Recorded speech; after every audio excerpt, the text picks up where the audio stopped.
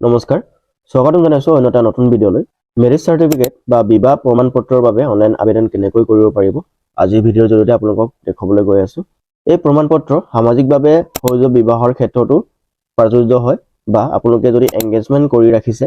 engagement কৰাৰ পাছত আপোনালোকে এই মেৰিজ সাৰ্টিফিকেটৰ কাৰণে এপ্লাই কৰিব পাৰি আৰু ভিডিঅ'ৰ থাম্বনেইলত এটা কথা মই উল্লেখ কৰিছিলো যে চৰকাৰৰ ফালৰ পৰা 40,000 টকা দিয়া হ'ব বুলি তো কেনেকৈ আপোনালোকে এই টকা পাব পাৰিব ভিডিঅ'ৰ মাজত মই আপোনালোকক জনাম এই দুই ধৰণৰ প্ৰক্ৰিয়াৰে আপোনালোকে কেনেকৈ এপ্লাই কৰিব পাৰিব আজিৰ ভিডিঅ'ত সম্পূৰ্ণ প্ৰচেছ দেখুৱাম এপ্লাই কৰিবলৈ আপোনালোকে সেৱা সেতুৰ এইটো ৱেবছাইটত আহিব লাগিব আপোনালোকে দেখা পাইছে সেৱা সেতু হোম এই অপচনত ক্লিক কৰিব এটা যিকোনো ব্ৰাউজাৰত আপোনালোকে গৈ সেৱা সেতু বুলি সাৰ্চ কৰিলে এই অপচন আহি যাব চাওক ইয়াতে আপোনালোকে দেখা পাইছে এইটো গুচাই দিছো ওয়েলকাম টু সেৱা সেতু ইয়াতে আপোনালোকে দেখা পাইছে looking for a particular service ইয়াতে সিম্পলি আপোনালোকে মেৰিজ এন্টাৰ কৰিব দেখা পাইছে আপোনালোকে এপ্লিকেশন ফৰ মেৰিজ ৰেজিষ্ট্ৰেচন এই অপচনত ক্লিক কৰিব এই অপচনত ক্লিক কৰাৰ লগে লগে আপোনালোকে ইয়াতে দেখা পাইছে application for marriage registration so ইয়াতে আপোনালোকে সিম্পলি এপ্লাই নাও অপচনত ক্লিক কৰিব এপ্লাই নাও অপচনত ক্লিক কৰাৰ লগে লগে আপোনালোকে দেখা পাইছে আধাৰ হোল্ডাৰ কনসেন্ট এনেকৈ অপচনটো আহি গৈছে আৰু এটা কথা আপোনালোকে যদি এই সেৱা সেতু পৰ্টেলত প্ৰথমবাৰ কাম কৰিব আহিছে তেন্তে আপোনালোকে এটা ৰেজিষ্ট্ৰেচন কৰি ল'ব লাগিব কাৰণ ইয়াতে মই লগইন সেকশনটো স্কিপ কৰি দিছো সো আপোনালোকে এটা ৰেজিষ্ট্ৰেচন কৰি লগইন কৰিব লাগিব তেতিয়াহে আপোনালোকে এটো অপচনত আহিব পাৰিব সো হেতু আপোনালোকে মনত ৰাখিব ইয়াতে আপোনালোকে যিকোনো এজনৰ আধাৰ কাৰ্ডটো ল'ব আৰু আধাৰ কাৰ্ডৰ ৰেজিষ্টাৰ যোনটো মোবাইল নাম্বাৰ হেতু ৰাখিব তাতে এটা ওটিপি যাব সো ইয়াতে এন্টাৰ আধাৰ নাম্বাৰ অপচনটো আহি গৈছে ইয়াতে আপোনালোকে আধাৰ কাৰ্ডটো এন্টাৰ কৰাৰ পাছতে ভেৰিফাই আধাৰ ক্লিক কৰিলে এটা ওটিপি আধাৰ ৰেজিষ্টাৰ মোবাইল নাম্বাৰ যাব আৰু সেই ওটিপিটো আপোনালোকে ইয়াতে এন্টাৰ কৰি ভেৰিফাই আধাৰ কৰিলে আপোনালোকৰ আধাৰ কনসেন্টটো সাকসেসফুলি কমপ্লিট হ'ব সো ইয়াতে মই আধাৰ কাৰ্ড নাম্বাৰটো এন্টাৰ কৰি আছো ভেৰিফাই আধাৰ ক্লিক কৰিম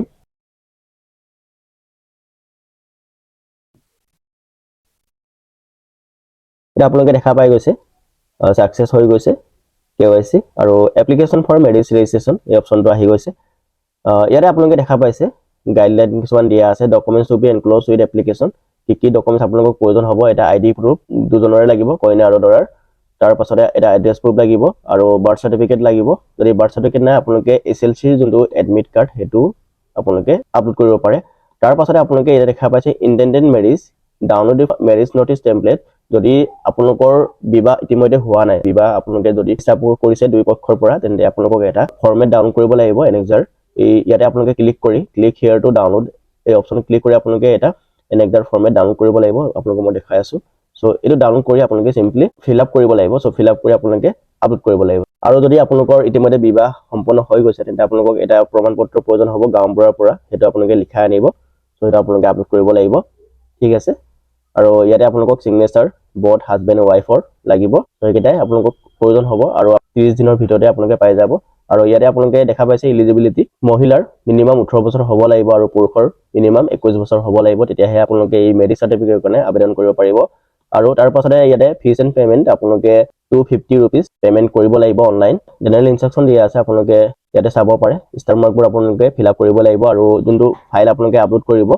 1 MB হ'ব লাগিব আৰু যদি আপোনালোকৰ PDF ফৰমেট নহয় তেন্তে আপোনালোকে আপলোড কৰিব নোৱাৰিব সো আপোনালোকে ডকুমেন্টছ কেলে PDF ফৰমেটত ৰাখি ল'ব সিগনেচাৰ হয় বা ফটো যদি আপোনালোকৰ আপলোড কৰিবলগীয়া থাকে আপোনালোকে JPG ফৰমেটত আপলোড কৰিব পাৰিব এপ্লাই ফৰ মেৰিজ ৰেজিষ্ট্ৰেচন অপচনটো আহি গৈছে আপোনালোকে ইয়াতে প্ৰথমতে চাব পাৰে ইয়াতে মোষ্ট ইম্পৰ্টেন্ট ইন্টেন্ডেড মেৰিজ আৰু এটা আছে marriage already perform so second number option আপোনালোকে যদি বিবাহৰ কাৰণে ইচ্ছা প্ৰকাশ কৰিছে বা আপোনালোকে যদি এংগেজ কৰিলে অলৰেডি এংগেজ কৰাৰ পাছত আপোনালোকৰ কিন্তু সামাজিকভাৱে বিবাহ হোৱা নাই তেন্তে আপোনালোকে এই প্ৰথম যোনটো অপচনটো হয় ইন্টেন্ডেড মেৰিজ এটো অপচন সিলেক্ট কৰিব আৰু যদি আপোনালোকৰ ইতিমধ্যে সামাজিকভাৱে বিবাহ সম্পন্ন হৈ গৈছে কিন্তু আপোনালোকে এই যোনটো মেৰিজ সাৰ্টিফিকেট বা বিবাহ প্ৰমাণপত্ৰ লোৱা নাই তেন্তে আপোনালোকে এই সেকেন্ড নম্বৰ অপচন সিলেক্ট কৰিব সো মই সেকেন্ড নম্বৰ অপচন সিলেক্ট কৰিছো আপোনাৰ মতে আপুনি সিলেক্ট কৰি ল'ব মেৰিজ এক্ট ইয়াতে আপোনালোকে দেখা পাইছে যে হিন্দু মেৰিজ যদি হিন্দু হয় আপোনালোকে স্পেশাল মেৰিজ আপোনালোকৰ যদি ইন্টাৰকাষ্ট মেৰিজ হয় তেন্তে হেতু প্ৰথম অপচন সিলেক্ট কৰিব সো মই হিন্দু মেৰিজটো সিলেক্ট কৰিছো তাৰ পাছতে আপোনালোকে ইয়াতে দেখা পাইছে এনেকৈ আহি যাব যাৰ আধাৰৰ লগত আপুনি লগইন কৰিছে তেখেতৰ নাম আৰু জেন্ডাৰ ফোন নাম্বাৰ অলৰেডি আহি যাব ইয়াতে সো আপোনালোকে হেতু ফিল আপ কৰিব লাগে নাথাকে তাৰ পাছতে আপোনালোকে তললৈ স্ক্ৰল ডাউন কৰিব ইয়াতে দেখা পাইছে এপ্লাই টু ইয়াতে ডিস্ট্ৰিক্ট আপোনালোকে সিলেক্ট কৰিব আপোনাৰ কি ডিস্ট্ৰিক্ট হয় আৰু আধাৰ কাৰ্ড যদি আপোনালোকে ইতিমধ্যে দিছে তেন্তে ডিস্ট্ৰিক্টটো অলৰেডি সিলেক্ট হৈ থাকিব পাৰে তাৰ পাছতে কাৰ্যালয়টো আপোনালোকে নিৰ্বাচন কৰিব লাগে অফিসটো কোনটো অফিস আপোনালোকে সিলেক্ট কৰিব বিচাৰে চাওক ইয়াতে দুটা অপচন আছে মই প্ৰথমটো সিলেক্ট কৰিছো আপোনাৰ মতে আপুনি সিলেক্ট কৰি ল'ব তাৰ পাছতে ইয়াতে দেখা পাইছে in case marriage type is selected marriage already perform বিবাহৰ আগত পাৰ্টিৰ সম্পৰ্ক ইয়াতে সিম্পলি আপোনালোকে নো ৰাখিব ডেট অফ ম্যাৰেজ কোনটো তাৰিখত আপোনালোকৰ বিবাহ সম্পন্ন হৈছিল হেতু আপোনালোকে সিলেক্ট কৰিব সেভ এণ্ড নেক্সট কৰিব পাৰিব ইয়েস কৰিব ইয়েস কৰাৰ পাছত আপোনালোকে ইয়াতে দেখা পাইছে এপ্লিকেশন ফৰ ম্যাৰেজ ৰেজিষ্ট্ৰেচন ব্ৰাইড বা কইনাৰ বিৱৰণ ইয়াতে কইনাৰ বিৱৰণটো আপোনালোকে দিব লাগিব মিস সিলেক্ট কৰিব মিস সিলেক্ট কৰাৰ পাছতে ফাৰ্স্ট নেম মিডল নেম যদি আছে লাষ্ট নেম সিলেক্ট কৰিব ইয়াতে ফাদাৰ্স নেমটো আপোনালোকে সিলেক্ট কৰিব কইনাৰ ফাদাৰ্স নেম মিস্টাৰ ডক্টৰ জি হয় আপোনালোকে সিলেক্ট কৰি এই ডিটেইলছ ফিল আপ কৰিব মাদাৰ্স নেমটো আপোনালোকে ফিল আপ কৰিব এণ্ড দেন ব্ৰাইড ষ্টেটাস কইনাৰ স্থিতি ইয়াতে আপোনালোকে আনমেৰিড ৰাখিব আৰু অকুপেশনটো আপোনালোকে কি হয় ইয়াতে সিলেক্ট কৰি ল'ব যদি এই অপচন নাই আদাৰ্ছত ক্লিক কৰিব এণ্ড দেন শ্ৰেণী কেটেগৰী কি হয় আপোনালোকে এটা সিলেক্ট কৰিব আৰু ডেট অফ বাৰ্থটো সাৰ্টিফিকেটত যেনেকৈ আছে তেনেকৈ আপোনালোকে ইয়াতে এন্টাৰ কৰি দিব তাৰ পাছতে মোবাইল নম্বৰ আপোনালোকে ইয়াতে প্ৰভাইড কৰিব ইমেইল আইডি মেন্ডেটৰি নহয় আৰু পাৰসন উইথ ডিসেবিলিটি যদি শাৰীৰিকভাৱে অক্ষম হয় তেন্তে আপোনালোকে ইয়েস কৰিব যদি নহয় নো কৰিব তাৰ পাছতে ইয়াতে আপোনালোকে দেখা পাইছে নেম অফ চিলড্ৰেন ফ্ৰম হাৰ্লিয়াৰ ম্যাৰেজ যদি আগতে বিবাহ হৈছিলে যদি আগৰ বিবাহৰ যদি সন্তান আছে তেখেতৰ নামটো আপোনালোকে এন্টাৰ কৰি দিব যদি নাই আপোনালোকে এটা ব্ল্যাঙ্ক এৰি দিব তাৰ পাছতে ইয়াতে আপোনালোকে দেখা পাইছে নেম অফ ডিপেন্ডেন্ট কোনোবা নিৰ্ভৰশীল